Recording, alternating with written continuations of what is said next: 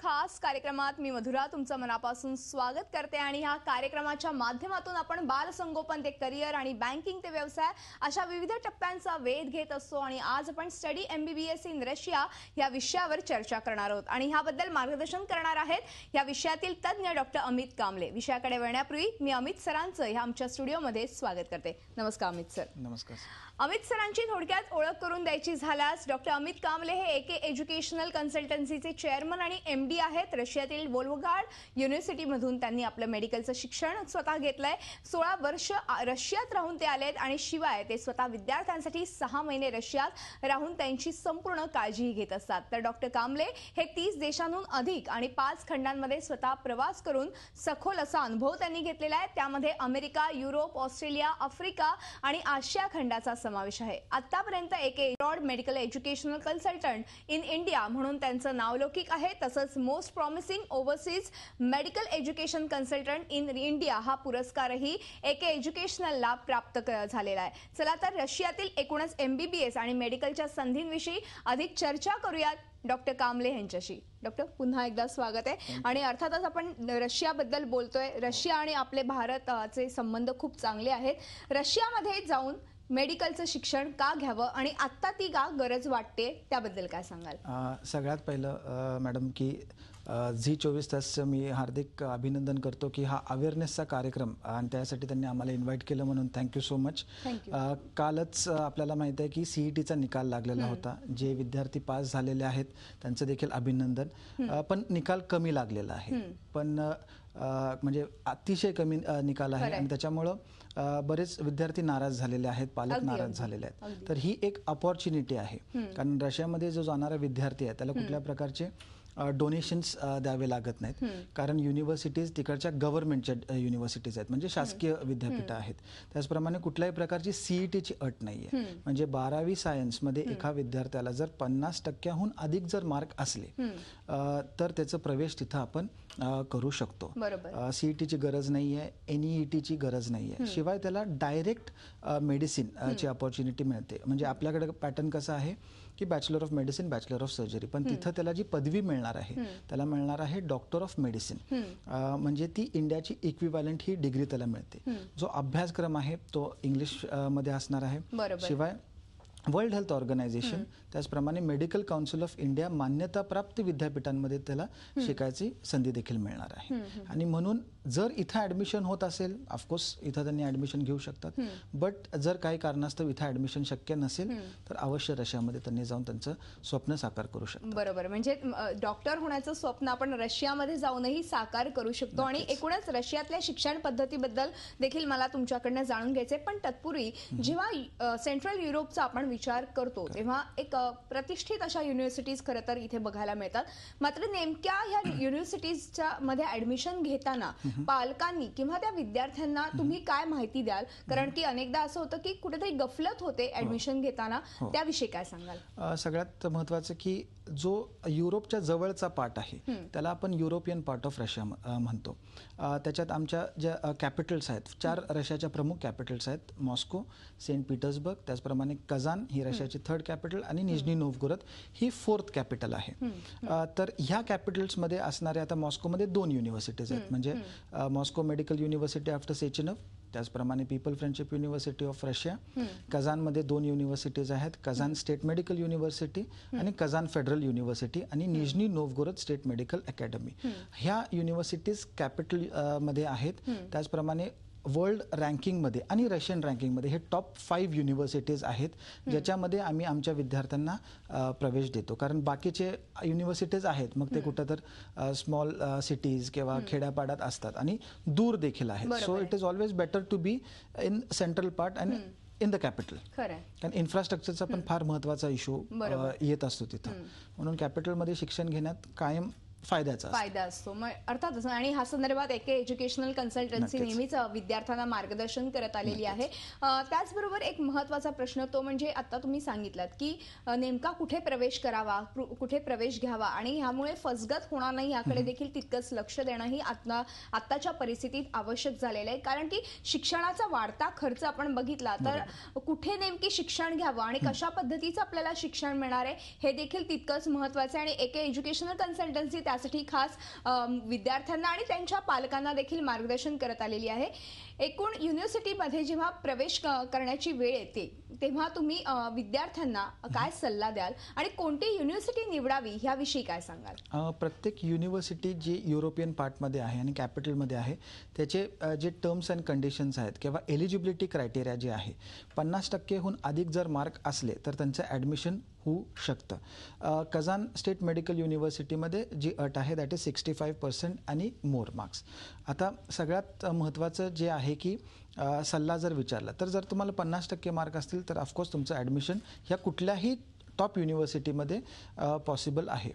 अंदाजे जो खर्च यायला पाहिजे जो भारतात इथं त्या विद्यार्थ्यांना भरावा लागतो तो अंदाजे 75 ते 80 हजाराच्या वरती जाऊ शकत नाही. कारण त्या 75 किंवा 80,000 मध्ये काय गोष्टींचा इन्क्लुजन आहे. तुमचं ॲडमिशन कन्फर्मेशन होतं, त्याच्यानंतर तुमचे विजा कागदपत्र बनवले जातात, तुमचं विजा स्टॅम्पिंग आणि तुमचं एक वेळेचं विमान प्रवासाचं तिकीट त्या विद्यापीठापर्यंत. म्हणजे अंदाजे 75 ते 80 हजार रुपयेपेक्षा जास्ती इंडियात पैसे लागत नाहीत. त्याच्यापेक्षा जर जास्ती पैसे तुमच्याकडून जर कोण डिमांड करत असेल तर दॅट इज रॉंग. अर्थातच जेव्हा आपण रशियामध्ये MBBS करण्याचा विचार करतो तेव्हा पालकांना बजेट हे देखील तितकंच सांभाळावं लागतं. अनेकदा आपल्या बजेटच्या बाहेर खर्च जातो. कोणतेही शिक्षण घ्या, आजकाल मेडिकल घ्या, इंजिनिअरिंग घ्या किंवा इतर कोणतेही शिक्षण घ्या, पण यासाठी खास करून लोनच्या सुविधा भारतामध्ये उपलब्ध आहेत. मात्र जेव्हा रशियामध्ये आपल्याला जाऊन शिक्षण घेण्याची वेळ येते तेव्हा रशियासाठी खास करून भारतीय बँका आपल्याला लोन प्रोव्हाइड करतात का आणि कशा पद्धतीने ही प्रोसिजर असते? सगळ्यात पहिलं सगळ्या इंडियन बँक्स नॅशनलाइज असू देत, शेड्युल्ड असू देत, हे लोन्स देतात. सगळ्यात महत्त्वाचं असते की त्यांना ॲडमिशन कन्फर्मेशन लेटर त्या विद्यापीठाचं प्रोव्हाइड करणं गरजेचं असतं. त्याच्यानंतर जी डिमांड आपली असते त्या डिमांडच्या 80% लोन बँक आपल्याला सँक्शन करत असतं. ॲडमिशन कन्फर्मेशन लेटर जर नसलं तर तुमचं लोन होऊ शकत नाही. शिवाय प्रत्येक वर्षाची फी ही प्रत्येक वर्षाला आकारली जाते.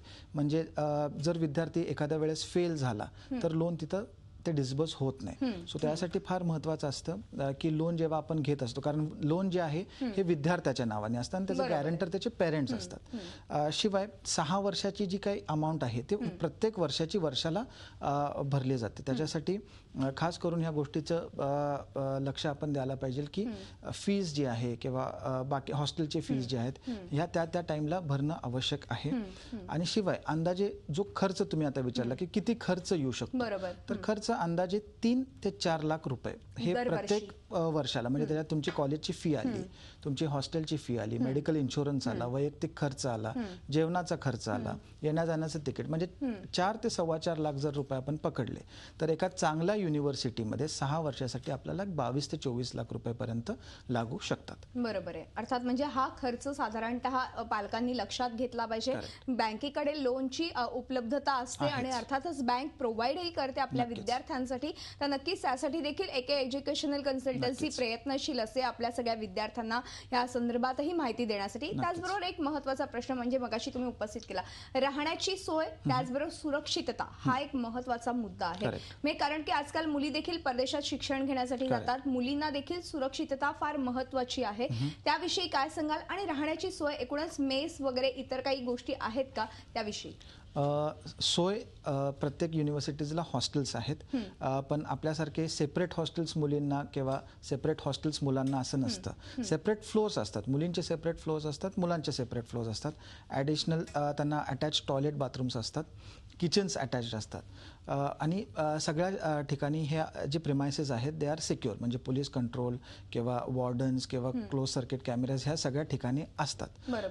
मेसचा जो प्रश्न आहे, मेस ही जनरली रशियन युनिव्हर्सिटीजमध्ये नसते, कारण मेस ही एक्सपेन्सिव्ह असते आणि कुठलीही रेप्युटेड युनिव्हर्सिटी कुठल्याही एका कंट्रीच्या विद्यार्थ्यांसाठी स्पेशल असं काही अरेंजमेंट करत नसतात. बट जर तुम्हाला प्रायव्हेट मेस जर घ्यायची असेल तर ऑफकोर्स तुम्ही घेऊ शकता. बट मेस इज एक्सपेन्सिव्ह, म्हणून शक्यतो विद्यार्थी जे आहेत ते स्वतः जेवण बनवतात. That works out to be very cheap. अर्थातच आता तुम्ही सांगितलं की स्वतः जेवण बनवण्याची देखील सोय असते. भारतीय विद्यार्थ्यांना खास करून अशा ठिकाणी ठिकाणी परदेशात गेल्यावरती जेवणा खाण्याचा मेजर प्रॉब्लेम होत असतो, त्यावेळी भारतीय विद्यार्थ्यांना त्यांचं फूड अवेलेबल होऊ शकतं का? ऑफकोर्स सगळे मेजर इंडियन जॉईंट्स आहेत, त्याचप्रमाणे इंडियन फूड देखील तिथं अवेलेबल आहे. इंडियन मंदिर आहेत काही काही शहरांमध्ये, ते लोक देखील म्हणजे तिथं जाऊन देखील ते त्यांचं फूड घेऊ शकतात. प्लस इंडियन स्पायसेस, या सगळ्या गोष्टी तिथं अवेलेबल आहेत. कारण आपल्याला माहिती आहे की 2018ला फिफा वर्ल्ड कप हा रशियामध्ये होस्ट केला जाणार आहे, म्हणून ह्या सगळ्या गोष्टी मेजर सिटीजमध्ये अवेलेबल आहेत. बरोबर. आणि अर्थातच रशियामध्ये जर ऍडमिशन घ्यायची असेल तर त्या प्रोसिजर विषयी देखील मला तुमच्याकडनं जाणून घ्यायचंय. मुंबई आणि पुण्याला येत्या 4 आणि 5 तारखेला खरं तर या संदर्भात सगळी माहिती तुम्ही देणार आहात. आपण ह्याविषयी देखील चर्चा करूया. पण अजून एक महत्त्वाचा प्रश्न म्हणजे जेव्हा रशियामध्ये ऍडमिशन घेण्याची पालकांवरती किंवा त्या विद्यार्थ्यांवरती वेळ येते, तेव्हा त्यांनी ह्या सगळ्याकडे म्हणजे कारण की भारतात अवेलेबल होत नाहीये, सीट्स कमी आहेत मेडिकलच्या, त्यामुळे भारतात म्हणजे सीट्स कमी असल्यामुळे आपल्याला ऍडमिशन मिळत नाहीये. मात्र रशियामध्ये तुम्हाला सहज ऍडमिशन मिळू शकते आणि कोणतीही एंट्रन्स एक्झाम न देता, म्हणजे सीईटी किंवा नीट सारखी एक्झाम देण्याची देखील गरज नाहीये. त्याविषयी अगदी थोडक्यात काय सांगाल आपल्या विद्यार्थ्यांना? ऍक्च्युली हा जो आहे क्वेश्चन हा खूप वॉलेटाईल आहे, खूप डिस्क्रिप्टिव्ह आहे. बट ज्यांना इथं ऍडमिशन मिळत असेल त्यांनी नक्कीच तिथं हे घ्यावं. जे लोक नीटच्या एक्झामसाठी थांबत आहेत, म्हणजे त्याच्या स्कोरसाठी थांबत आहेत, तर ऑफकोर्स त्यांचं ह्या वर्षी ऍडमिशन होऊ शकणार नाही. कारण जे ऍडमिशन्स स्टार्ट होतात ते आता स्टार्ट होतात आणि अंदाजे जूनच्या एंडपर्यंत क्लोज होतात. बरोबर. 1 सप्टेंबरला त्यांचं कॉलेज स्टार्ट होतं, म्हणून आपल्याकडे जी काही प्रोसिजर आहे ते फॉलो करणार नाही. बरोबर. सो ज्या लोकांना असं वाटतं की कारण आपण ऑफकोर्स 2 स्टोन्सवर किंवा 2 दगडांवर आपण सायमल्टेनियस उभा राहू शकत नाही. जे आपल्याकडे माहिती आहे की महाराष्ट्रात 2800 ते 3000 सीट्स आहेत, जे केपेबल आहेत ते घेतील.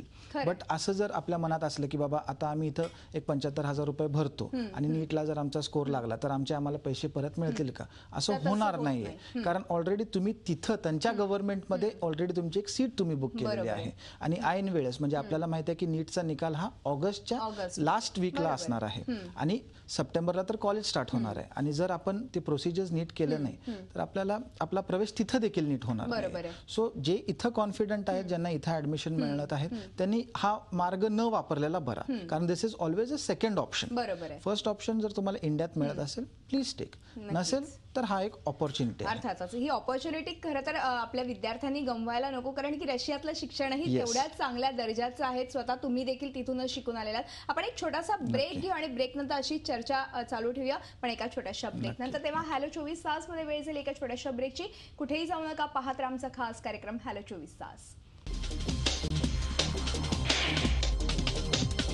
ब्रेकनंतर हॅलो 24 तास या आमच्या विशेष कार्यक्रमात आपलं पुन्हा एकदा स्वागत आहे. आणि आज आपण स्टडी MBBS इन रशिया या विषयावर चर्चा करतोय आणि आपल्याला मार्गदर्शन करताय डॉक्टर अमित कांबळे. मी पुन्हा एकदा चर्चेकडे वळते.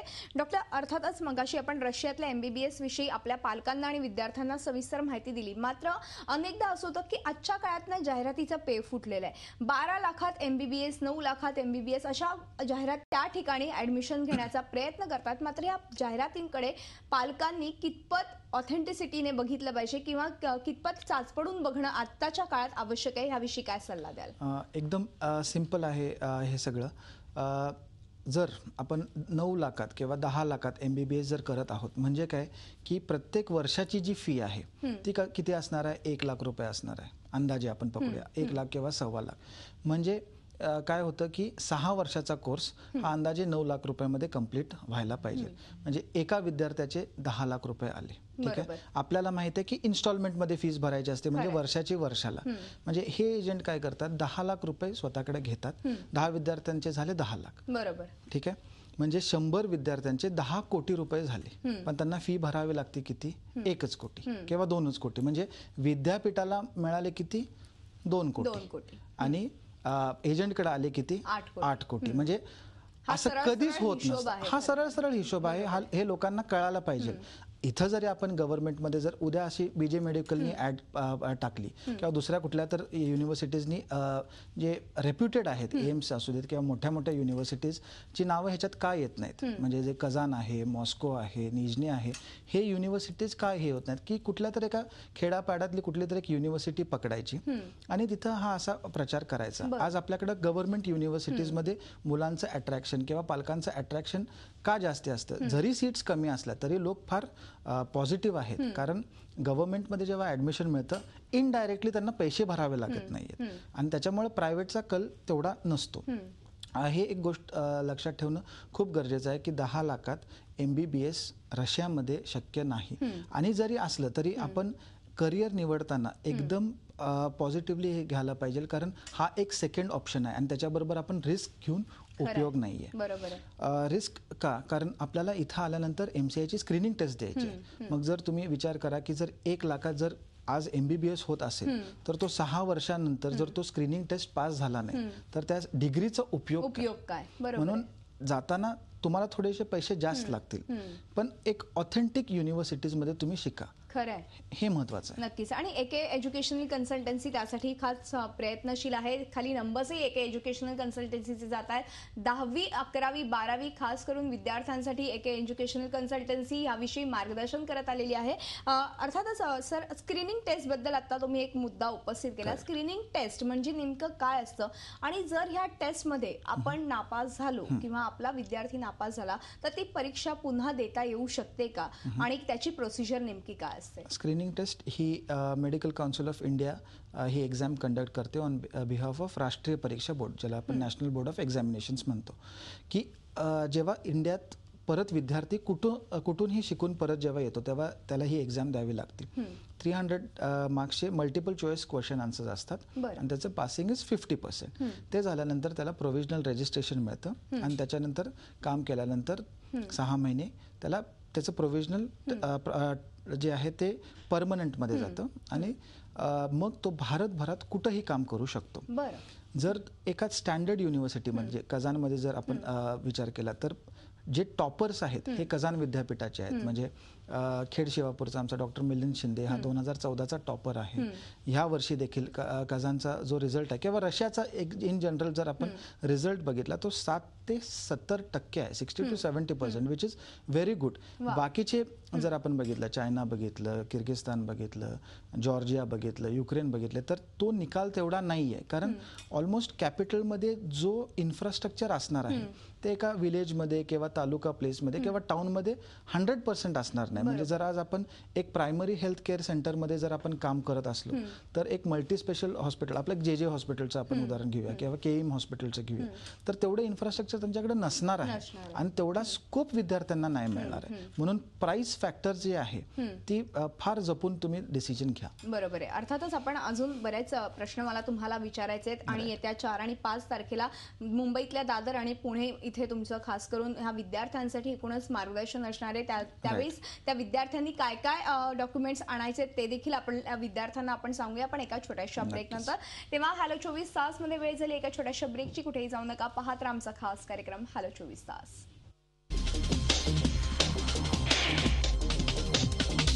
ब्रेकनंतर हॅलो 24 तास मध्ये आपलं पुन्हा एकदा स्वागत आहे आणि आज आपण चर्चा करतोय स्टडी MBBS इन रशिया या विषयावर आणि आपल्याला मार्गदर्शन करताय डॉक्टर अमित कांबळे. मी पुन्हा एकदा चर्चेकडे येते. डॉक्टर, अर्थातच मुंबई आणि पुणे येथे तुमचे ऍडमिशन प्रक्रियेसंदर्भात तुम्ही माहिती देणार आहात. विद्यार्थ्यांनी नेमकी काय काय डॉक्युमेंट्स आणायला पाहिजेत आणि ही नेमकी मुंबई आणि पुण्याला कधी आणि कुठे किती वाजता असणार आहे त्याविषयी काय? 4 तारखेला दादर या ठिकाणी आहे, LJ बिझनेस सेंटरमध्ये, दादर पश्चिम, जे आपलं प्लाझा थिएटर आहे त्याच्या अगदी समोर आहे ते. आणि 5 तारखेला पुण्यामध्ये हॉटेल स्वान इन शिवाजीनगर, म्हणजे बालगंधर्व थिएटरच्या एकदम जवळ आहे. डॉक्युमेंट जे असणार आहेत तेव्हा 10वीचे ओरिजिनल मार्कशीट, 11ची ओरिजिनल मार्कशीट आणि 12चा ऑनलाईन रिझल्ट किंवा आता जर मार्कशीट असली तर मार्कशीट आणि त्याचे 2 सेट ऑफ झेरॉक्स, 5 फोटोग्राफ्स विद्यार्थ्याचे, 5 फोटोग्राफ्स पालकांचे, असे त्यांचे डॉक्युमेंट्स त्यांच्यासोबत असणं आवश्यक आहे. मी स्वतः तिथं असणार आहे. त्यांचे जे काय एक्स्ट्रा डाऊट्स असतील ते ऑफकोर्स त्या दिवशी सॉल्व्ह केले जातील. ॲडमिशन प्रोसिजर ही चालू झाल्यानंतर ॲटलिस्ट रशियाला जायला अंदाजे 90 दिवस लागू शकतात. जवळपास 3 महिन्यांचा कालावधी आहे. म्हणून जो आपण चर्चेमध्ये आपण एक विषय घेतला की नीट नंतर मी घेऊ शकतो का ॲडमिशन, तर काय होतं की तिथून पुढे 90 डेज, सो म्हणजे तुम्ही डिसेंबरमध्ये पोहोचता, तोपर्यंत already it is going to be very late. आणि ही सप्टेंबर पासून हे कॉलेज स्टार्ट होतं. राईट. सो कसं असतं की ॲडमिशन म्हणजे आपण अप्लाय केल्यानंतर आपण हे डॉक्युमेंट्स ॲडमिशन डिपार्टमेंटला पाठवतो. तिथून काय होतं, जे कुलगुरू असतात त्यांच्या सिग्नेचर्स होतात आपल्या ऍप्लिकेशन आणि त्यांच्या पोर्टलवर हे नाव जात असतात. सो ऍप्लिकेशन नंतर 15 दिवस ऍडमिशन लेटर यायला लागतं. त्यानंतर काही विद्यार्थ्यांकडे पासपोर्ट्स नसतात. पासपोर्ट्स अप्लाय केल्यानंतर 45 डेज, 45 डेज नंतर पासपोर्ट आल्यानंतर तो इंटरनल जे मिनिस्ट्री आहे, मिनिस्ट्री ऑफ इंटरनल अफेअर्समध्ये ते जाते. त्याचं परत एकदा चेकिंग होतं आणि 45 डेज लागतात विजा कागदपत्र बनायला. विजा कागदपत्र जेव्हा इथं येतात त्याच्यानंतर 7 दिवस लागतात विजाला आणि 7 दिवस विजा झाल्यानंतर तिकीटिंगचा जो पार्ट असतो. सो अंदाजे ऍडमिशन प्रोसिजर ही स्टेप वाईज आहे. असं होत नाही की माझा पासपोर्ट आहे म्हणजे मी लवकर जाईन, तसं होत नाही. सो इट टेक्स अराउंड 30 जर आपण हे म्हणलं तर 90 डेज म्हणजे 30 into 3 म्हणजे 90 डेजचा हा मिनिमम कालावधी हा लागू शकतो. बरोबर आहे. म्हणजे ह्या 90 दिवसानंतर विद्यार्थ्यांना रशियामध्ये जाण्याची संधी उपलब्ध होऊ शकते आणि अर्थातच या संधीचं ते सोनं करू शकतात. आज एके एज्युकेशनल कन्सल्टन्सी विद्यार्थ्यांना ह्यासाठी खास करून मार्गदर्शन करत आली आहे. मुंबईमधल्या दादर इथे खास करून 4 जूनला या संदर्भात अधिक माहिती देण्यात येणार आहे. तेव्हा विद्यार्थ्यांनी त्यांचे डॉक्युमेंट्स कॅरी करावेत. त्याचबरोबर 5 जूनला पुणे येथे देखील ऍडमिशन संदर्भात अधिक माहिती दिली जाणार आहे. तेव्हा देखील विद्यार्थ्यांनी ते डॉक्युमेंट्स खरं तर कॅरी करायचे आणि या एकूणच रशियातल्या MBBS बद्दल सरांनी अधिक माहिती दिलीच आहे. आणि तुम्हाला देखील काही शंका असतील तर नक्कीच सरांशी फोनवरूनही तुम्ही संपर्क साधू शकता. आपले नंबर्सही डिस्प्ले झालेले. सर, वेळ संपल्यामुळे आज आपल्याला इथेच थांबावं लागतंय, मात्र तुम्ही आलात आणि खूप छान आणि मोलाचं मार्गदर्शन आपल्या विद्यार्थ्यांना आणि त्याचबरोबर पालकांना केलं, त्याबद्दल मनपूर्वक धन्यवाद. Thank you so much. तेव्हा हॅलो 24 तास या आमच्या खास कार्यक्रमात इथेच थांबतो. तुम्ही पाहत राहा झी 24 तास, रहा एक पाऊल पुढे.